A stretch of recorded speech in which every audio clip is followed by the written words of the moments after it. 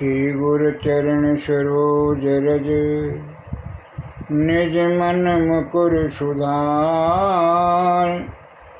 वरणो रघुवर विमल जसो जो दायक फल चार।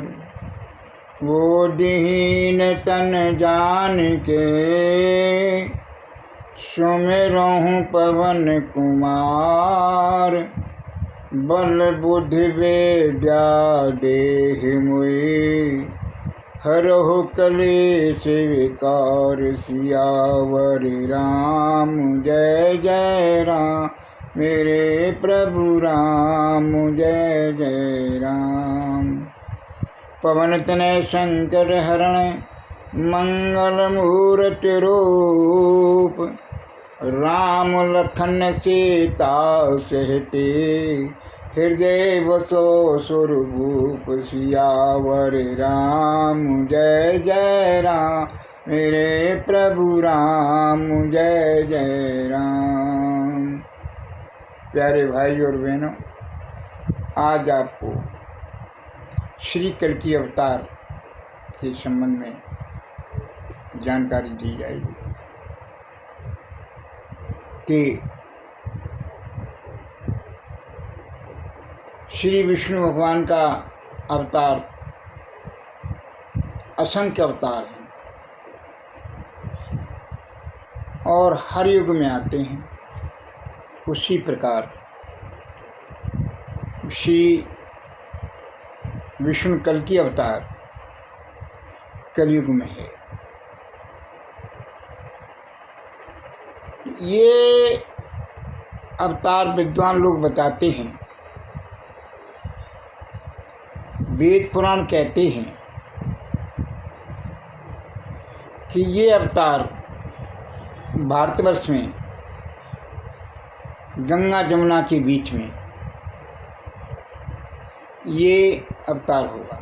इनके माता पिता हैं विष्णुदत्त नामक ब्राह्मण के यहाँ, जिन्होंने पिछले जन्म में भक्ति कर रखी है और ये सुयुग में भी भक्ति कर रहे हैं। वो उनके परिवार में विष्णुदत्त नामक ब्राह्मण परिवार में प्रकट हो। देखिए भाई साहब, भगवान जन्म नहीं लेते, जन्म आम आदमी लेता है। आम मनुष्यों में जो लोग होते हैं उनका जन्म होता है। भगवान का प्रकटो उत्सव होता है, प्रकट होते हैं, अवतार होता है। वो अपने साथ तमाम हर क्षेत्र में अपने अपने देव पुरुषों को प्रकट करते हैं। सबसे पहले योग माया आती है। तो योग माया है वो पृथ्वी के हर क्षेत्र में अपना प्रभाव, अपनी क्षमता, हर प्रकार की उनके पास शक्तियाँ होती हैं, उसका वो अनुसरण करते हैं, पालन करते हैं।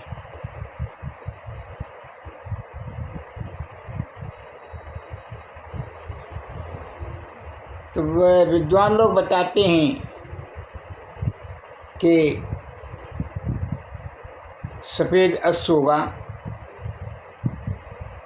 और हाथ में खड़ग होगी और सारंग धनुष होगा और उससे जो है ना संसार का उद्धार करेंगे।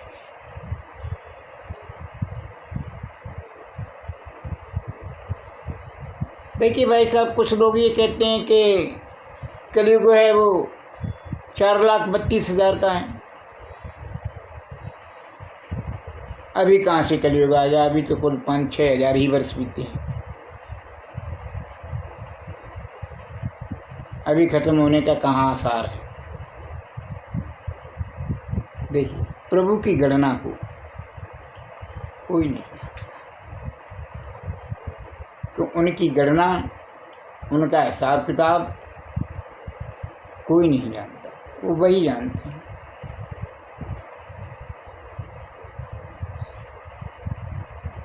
तो कुछ विद्वान लोग ये कहते हैं कि जब सूर्य ग्रहण पड़ता है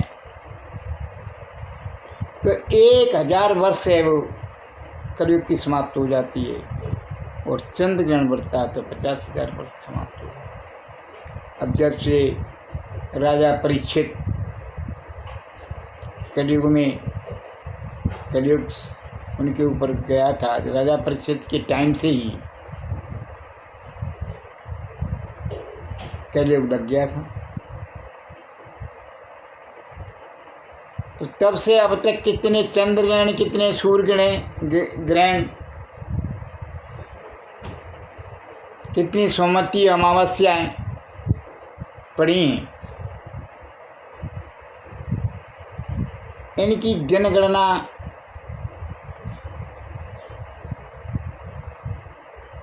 कुछ विद्वानों ने की होगी,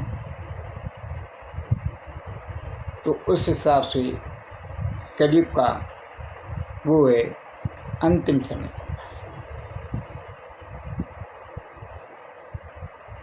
तो जो भगवान के भेजे हुए भक्त हैं वो श्री कल्कि की कीर्तन करते हैं, राम का करते हैं, कृष्ण का करते हैं, नरसिंह का करते हैं, श्री कल्कि कीर्तन करते हैं। तो श्री कल्कि कीर्तन है, जय कल्कि जय जगतपते पद्मापते जय रमापते, जय कल्कि जय जगतपते पद्मापते जय रमापते। इस प्रकार से मंत्र। भगवान का अवतार भारतवर्ष की भूमि में ही होगा। कुछ विद्वानों का मत है कि संबल नाम का ग्राम, एक तो हमारे यहाँ मुरादाबाद संबलपुर है, दूसरा एक बिहार के अंदर है संबलपुर, और तीसरा है संबलपुर उड़ीसा के अंदर। लेकिन कुछ विद्वान कहते गंगा जमुना के बीच में होगा, तो उस आइडिया से तो भैया यही लग रहा है संबल मुरादाबाद वाला। तो देखिए भाई साहब, यहाँ पर ये बात आती है, अवतार ने अवतार को नहीं पहचान पाया। रामायण के अंदर बाबा तुलसीदास जी ने परशुराम संवाद लिखा है, राम और परशुराम संवाद। उसमें अवतार ने अवतार को नहीं पहचाना, जबकि परशुराम अवतारी पुरुष थे। वो परशुराम अजर अमर है। हर युग में जो अवतार होता है उसको अपने अस्त्र शस्त्र शिक्षा दीक्षा देते हैं। तो जब उन्होंने लास्ट में आके परीक्षा ली कि भाई ये हमारे पास सारंग धनुष है, इस पर चाप चढ़ाइए आप,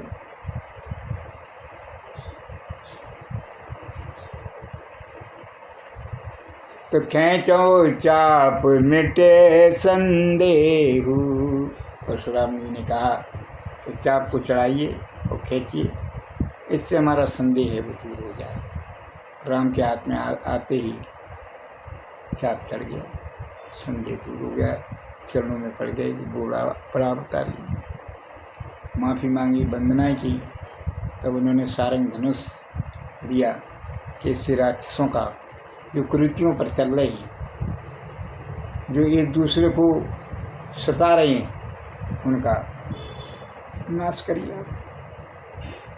तो ऐसे राम अवतार का उसी प्रकार कृष्ण का। देखिए भाई, कृष्ण भगवान की आप बाल लीलाएं जानते हैं,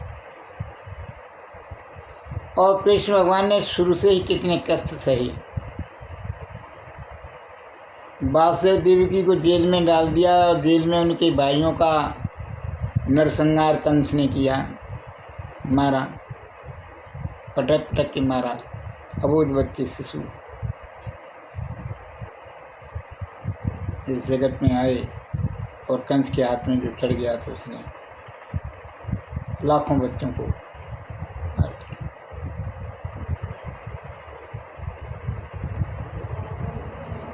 तो कितने कष्ट से बलराम ने और कृष्ण शुरू से ही, भगवान अनंत हैं, उनको कोई पार अपरंपार लीला है, उनकी कोई पा नहीं सकता। शंकर जी ने भी उनकी वंदना की है, विष्णु भगवान की। रामायण कोई त्रेता युक्ति रामायण नहीं है भैया, ये तो रामायण तभी की है जब सृष्टि रची गई थी। शनकादिक ऋषि थे जो, और देवऋषि नारद, शनकादिक ऋषियों ने ही रामायण रची थी। और इन्होंने बोला था, सरस्वती जी ने उसको लिखा था। तो शंकर जी कह रहे हैं कि उमा कहूँ मैं अनुभव अपना, उमा कहूँ मैं अनुभव अपना, सतहर भजन जगत सब सपना। पार्वती जी और शंकर जी की ये संवाद हो रहा है, और शंकर भगवान कह रहे हैं कि हम अपने जीवन का आपको अनुभव बता रहे हैं। सत्य तो हर का भजन ही है, और जो जंजाल हैं संसार के, ये सब सपने हैं, सपना। जैसे रात को सपना देखते हैं और जब जाग जाते हैं तो कुछ नहीं है, उस प्रकार से। इस प्रकार से शंकर जी ने और पार्वती जी ने ये संवाद। तो कहने का तात्पर्य भाई साहब, भाई और बहनों, यही है कि हम भगवान की शरण में रहें और श्री विष्णु कल्की का शरण में रहें, अपने सत्कर्म करें और अपने नेक रास्ते पर चलें।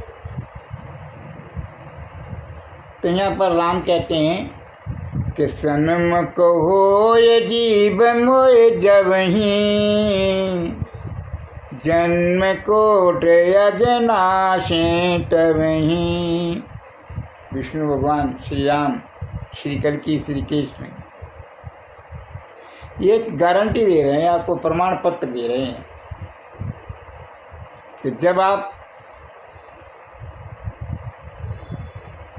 हमारी शरण में आ जाएंगे, हमारे बताए हुए रास्ते पर चलेंगे, तो आपको करोड़ों जन्मों में जो आपने जो पाप किए हैं वो आपके सब माफ़ हो जाएंगे, बशर्ते उन कर्मों को छोड़ दो। कि सन्मुख हो ये जीव मोय जबहीं, जन्म कोट अगनाशे तबहीं। जन्म जन्म के पापों को नष्ट कर देते, भस्म कर देते, भस्म हो जाते। हर जीव के लिए है। मनुष्य योनि तो हम बुद्धिमान लोग हैं, जानते हैं अच्छा बुरा, और जो जीव नहीं जानते वे भी भगवान की शरण में होते हैं भैया। उनकी 84 लाख योनियाँ हैं संसार के अंदर। जो भी जीव उनकी शरण में आ जाता है और उनके गुणगान गाता है, उनके बताए हुए रास्ते पर चलता है, वो अजर अमर हो जाता है। फिर राम ने ये कहा है कि बिनु सत्संग विवेक न होए, राम कृपा बिल सुलभ न सोए।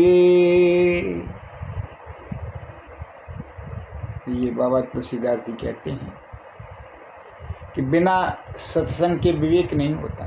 सत्संग बहुत जरूरी है। सत्संग, सत्य माने जो सच्चे कर्म करते हैं, सत्य बोलते हैं, उनका संग करिए। जब आप उनका संग करेंगे तो प्रभु की कृपा ऐसी होगी कि आपके सुलभ यानी बिल्कुल आरामदायक, आराम से आपका जो है बुद्धि और विवेक ज्ञान, आपके अंदर बुद्धि विवेक ज्ञान आ जाएगा। प्यारे भाई और बहनों, यहाँ पर किसी प्रकार का कोई संशय करने की जरूरत नहीं है। श्री कल्कि अवतार हो गया है और वो अपना काम कर रहा है। अब समय ज़्यादा दूर नहीं है। जो भगवान की शरण में, श्री कल्कि की शरण में रहेंगे, उनका भगवान रक्षा करेगा और उनके घर परिवार में किसी प्रकार की कोई परेशानी, कोई कष्ट, दुख नहीं आएगा, बशर्ते वो भगवान की शरण में। चाहे कृष्ण कहो चाहे श्याम, चाहे राम करो, चाहे राम कहो चाहे श्याम, चाहे कृष्ण कहो चाहे राम, चाहे राम कहो चाहे श्याम, चाहे राम कहो चाहे श्याम, चाहे कृष्ण कहो चाहे राम, चाहे कल्कि कहो राम, चाहे कृष्ण कहो राम। राम राम राम राम राम राम राम, हरे कल्कि कल्कि कल्कि, हरे कल्कि कल्कि कल्कि कल्कि कल्कि कल्कि, हरे कल्कि, हरे कल्कि कल्कि कल्कि, हरे हरे, हरे राम, हरे राम, राम राम राम, हरे हरे, हरे कृष्ण, कृष्ण कृष्ण, हरे हरे। बोलो निष्कलंक भगवान महाराज की जय। ओम शांति शांति शांति।